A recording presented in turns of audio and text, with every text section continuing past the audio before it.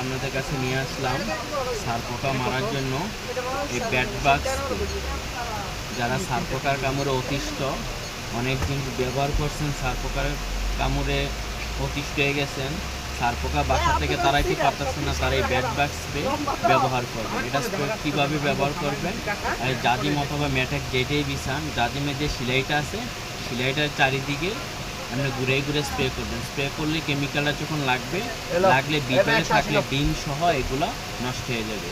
তারপর খাটের যে জয়েন্টগুলো আছে ওই জয়েন্টগুলোতে স্প্রে করতে হবে, কারণ এটা কিন্তু আপনি দেখা মারতে পারবেন না, লুকাই থাকার কারণে ওই জয়েন্টগুলোতে আপনি স্প্রে করতে হবে।